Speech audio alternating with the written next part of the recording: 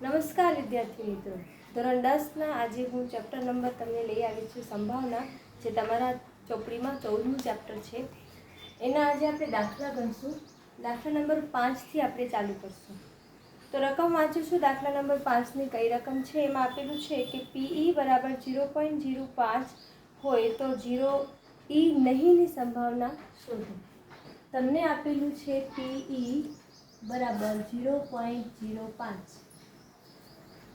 અહીં આપણને સંભાવના હા આપેલી છે, સંભાવના નાની શોધવાનું છે, જે તમને મેં સૂત્ર સમજાવેલું PE પ્લસ PE ડેશ બરાબર 1.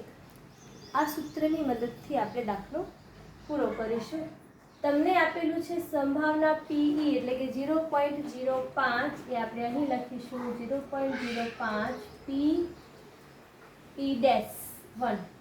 આ હાની સંભાવના આપેલી છે, નહીંની સંભાવના શોધવાની છે. આપણે સૂત્ર પર તમને સમજાવેલું હા વત્તા ના બરાબર 1. એના માટે 0.5 આ બાજુ લઈ જશું અને PE આપણે બારે કાઢશું તો 1માંથી 0.5ને માઇનસ કરશું તો તમારો જે જવાબ આવશે એ આવશે 0.95. આ દાખલાનો જવાબ. 1માંથી માઇનસ કેવી રીતે કરવાનું એ પણ આપણે જોઈ લઈએ. માઇનસ કરતી વખતે ધ્યાન આપશો 0.04 હોય, 5 હોય, કેટલા પણ હોય, આપણે પોઈન્ટને પોઈન્ટમાંથી માઇનસ કરવાનું રહેશે. તો 10 લેતા 5, અહીં 9 એટલે 0.95. અમુક વિદ્યાર્થીઓને માઇનસમાં પણ પ્રોબ્લેમ થતી હોય છે, એટલા માટે તમને માઇનસ બતાવ્યું. આ દાખલા નંબર 5 હતો. હવે આગળ આપણે દાખલા નંબર 6 જોઈશું.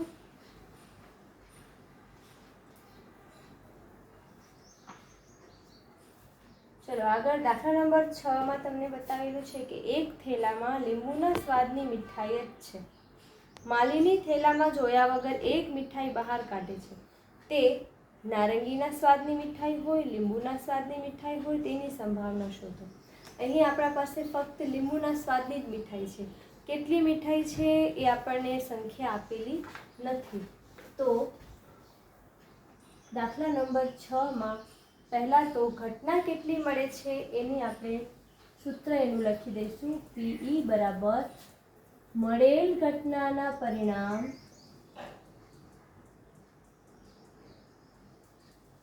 ભાગ્યા કુલ પરિણામ. તમને કેટલા પરિણામ મળ્યા એના માટે પહેલું આપેલું છે કે નારંગીના સ્વાદની મીઠાઈ હોય તો આપણે લખીશું નારંગીના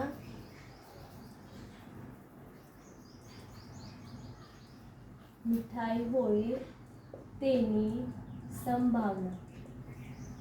નારંગીના સ્વાદની મીઠાઈ હોય તેની સંભાવના. તમારા પાસે ખાલી લીંબુની સ્વાદની જ મીઠાઈ આપેલી છે. અહીં તો આપણે નારંગીનો કોઈ પ્રશ્ન જ નથી ઉઠતો, એટલા માટે આપણે જે જવાબ આવશે એ 0/1 આવશે.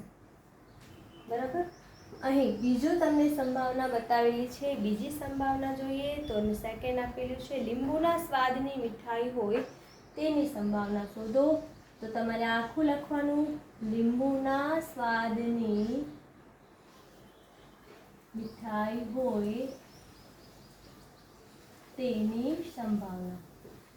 લીંબુના સ્વાદની મીઠાઈ તમને બતાવેલું છે, આપેલી છે, પણ કેટલી છે એ નંબર આપેલા નથી. સૂત્ર લખીને આપણે લખી દઈશું કે લીંબુના સ્વાદની, ધારો કે 1 અગર છે તો 1/1. અહીં તમારા આ 2 જવાબ આવે છે. આ દાખલા નંબર 6. આગળ આપણે જોઈશું દાખલા નંબર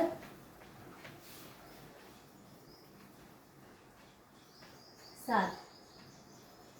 ચલો દાખલા નંબર 7માં આપણે જોઈ લઈએ શું બતાવેલું છે. આજે હું તમને 5થી કરીને 10 દાખલા કરવાના શીખવાડીશ. હવે 7મા દાખલામાં આપણે જોઈએ તો આપેલ છે કે 3 વિદ્યાર્થીઓના સમૂહમાં 2 વિદ્યાર્થીઓનો જન્મદિવસ સમાન ન હોય તેની સંભાવના 0.992 આપેલા છે. 2 વિદ્યાર્થીઓનો જન્મદિવસ સમાન હોય તેની સંભાવના શોધો. અહીં તમને નકારાત્મક સંભાવના આપેલી છે અને હકારાત્મક સંભાવના શોધવાની છે. જેમ આપણે અગાઉ દાખલો ગણ્યો તો PE પ્લસ પીઈ ડેશ બરાબર 1 એટલે હા અથવા ના બરાબર 1. અહીં તમને નાની સંભાવના આપેલી છે. તો આપણા પાસે જે આપેલું છે 0.992 સંખ્યા આપેલી છે. તમને કીધું છે કે વિદ્યાર્થીઓનો જન્મદિવસ સમાન ન હોય, તો અહીં હવે જન્મદિવસ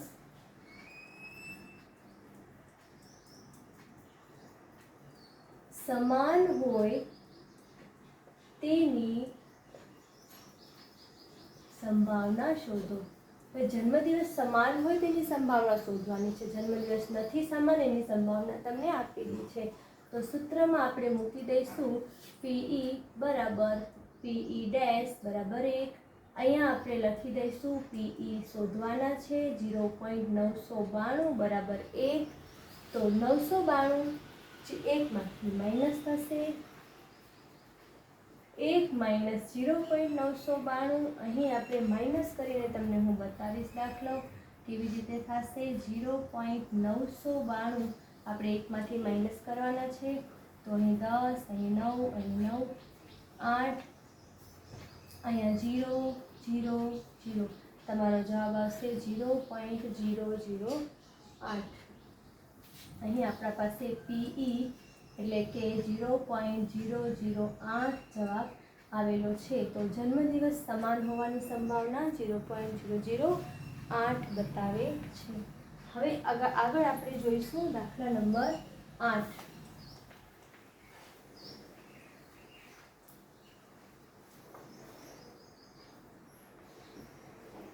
દાખલા નંબર 8 આપણે જોઈએ. 8મા દાખલામાં એક થેલામાં 3 લાલ અને 5 દડા છે. થેલામાંથી એક દડો યાદચ્છિક રીતે પસંદ કરવાનો છે. બહાર કાઢેલ દડો લાલ રંગનો હોય, લાલ રંગનો ના હોય તેની સંભાવના શોધો. તો થેલામાં પ્રથમ આપણે જોઈ લેવાનું કે ટોટલ કેટલા દડા છે. તો થેલામાં ફર્સ્ટ 3 લાલ દડા છે અને 5 કાળા દડા છે. તો પહેલાં આપણે બંનેનો સરવાળો કરીશું. તો ટોટલ જે આપણને દડા મળશે એ 8 દડા મળ્યા. કુલ આપણને 8 દડા મળ્યા. હવે પહેલી સંભાવના આપણે જોઈએ તો નંબર 1 કે પહેલી સંભાવના શોધવાની છે કે દડો લાલ રંગનો હોય. તો લાલ હોય તેની સંભાવના. સૂત્ર લખવાનું પીઈ બરાબર મળેલ ઘટનાના પરિણામ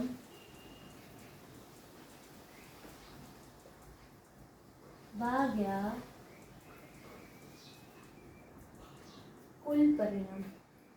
અહીં કેટલા પરિણામ મળ્યા છે તમને? લાલ દડા હોય તો લાલ દડા કેટલા છે આપણા પાસે? 3. તો આન્સરમાં લખશું કે મળેલ ઘટના 3, કુલ કેટલા દડા છે? તો 8 ભાગ્યા 8. આ તમારો પહેલો જવાબ આવશે. બીજી સંભાવના શોધવાની છે આપણને. બીજી સંભાવના આપેલી છે લાલ ન હોય તેની સંભાવના.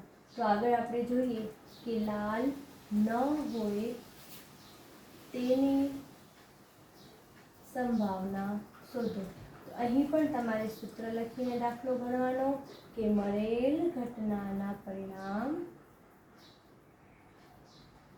ભાગ્યા કુલ પરિણામ.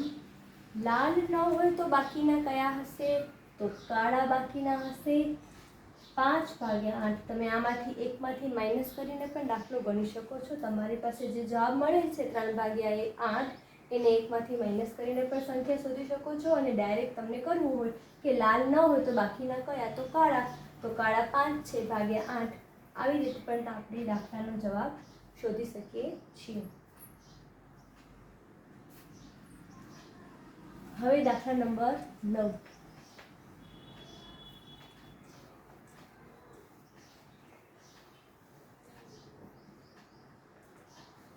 નવમા દાખલામાં તમને કીધેલું છે કે એક પેટીમાં 5 લાલ લખોટીઓ હોય, 8 સફેદ લખોટીઓ હોય, 4 લીલી લખોટીઓ હોય. પેટીમાંથી એક લખોટી યાદચ્છિક રીતે પસંદ કરવામાં આવે અને બહાર કાઢેલી જે લખોટીઓ હોય એમાં લાલ હોય, સફેદ હોય અને લીલી ન હોય તેની સંભાવના શોધો. નવમા દાખલામાં આપણે 8મો દાખલો કર્યો એવી જ રીતે છે. પહેલાં આપણે ટોટલ લખી લઈશું. તો ટોટલ આપેલી છે કે લાલ લખોટીઓ 5 છે, 8 સફેદ લખોટીઓ છે અને 4 લીલી લખોટીઓ છે. પહેલાં આપણે બધાનું ટોટલ મારી લઈશું. ટોટલ કરી લઈએ આપણે કેટલા આવે છે. ટોટલ કરી લઈએ તો આપણા પાસે ટોટલ લખોટીઓ કેટલી થઈ જશે? 8 અને 5 13, 13 અને 4 આપણા પાસે ટોટલ લખોટીઓ થઈ ગઈ 17. બરાબર. અહીં આપણા પાસે ટોટલ 17 લખોટીઓ થઈ ગઈ છે. ચલો આગળ જોઈએ. તમને યાદચ્છિક રીતે એક લખોટી પસંદ કરવાની છે. તો પહેલી લખોટી આપણે કાઢીએ તો કે લાલ લખોટી હોય તેની સંભાવના. સૂત્ર લખવાનું PE બરાબર મળેલ ઘટનાના પરિણામ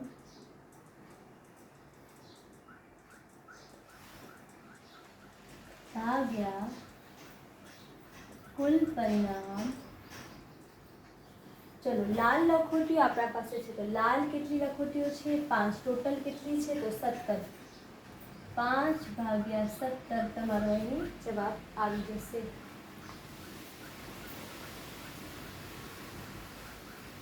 પછી આપેલું છે આપણને સફેદ લખોટીઓ. તો બીજું આપેલું છે કે આપણા પાસે સફેદ લખોટી હોય તેની સંભાવના. તો આપણે સૂત્ર લખીશું પહેલા કે મળેલ ઘટનાના પરિણામ ભાગ્યા કુલ પરિણામ.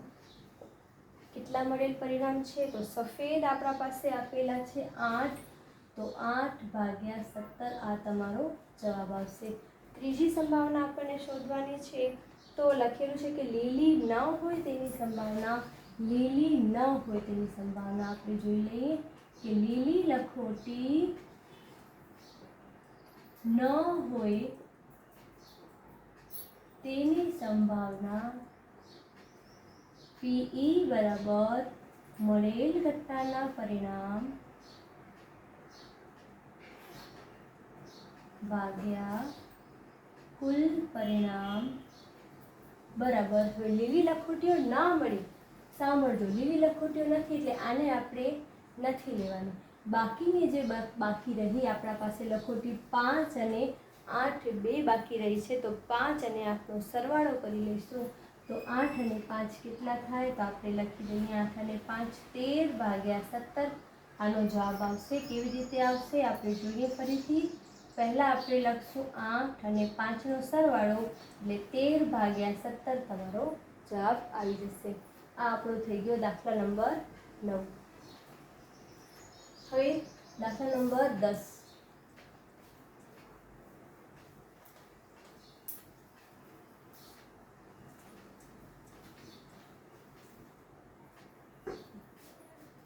દાખલા નંબર 10માં આપણે જોઈ લઈએ. બતાવેલું છે એક ગલ્લામાં 50ના સિક્કા 100, 50ના સિક્કા 100 આપેલા છે.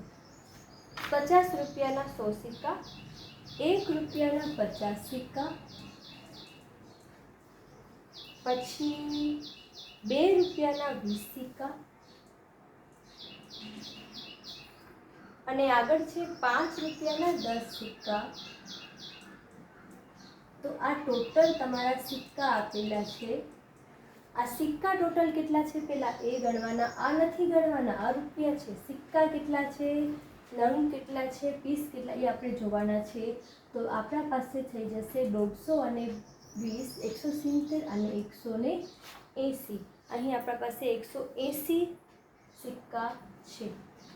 સંભાવના શેની શોધવાની છે એ આપણે જોઈએ. સંભાવના શોધવાની છે કે પહેલો સિક્કો 50નો હોય એની સંભાવના શોધો. તો નંબર 1 આપેલો છે કે 50નો સિક્કો હોય તેની સંભાવના.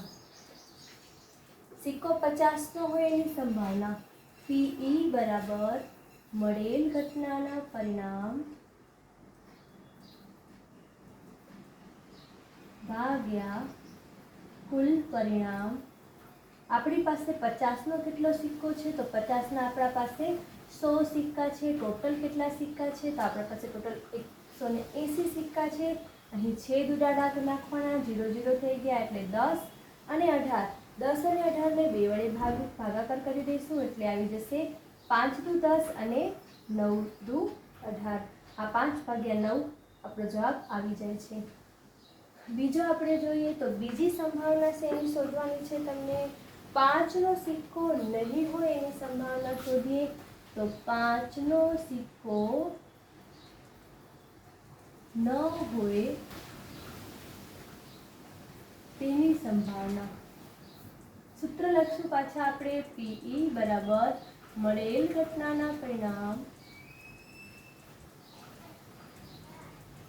ભાગ્યા કુલ પરિણામ. હવે અહીં તમે જુઓ 5નો સિક્કો નથી લેવાનો. 5નો સિક્કો આપણે નથી લેવાનો એટલે 180માંથી આપણે આ 10 માઇનસ કરી દઈશું. આ 3નો પ્લસ લઈ લઈએ એટલે 170 ભાગ્યા 180 0 0 ઉડી ગયા. 70 ભાગ્યા 18 આ તમારો જવાબ આવશે. આ પ્રમાણે આપણે 10 દાખલા સુધી અત્યારે ગણ્યું.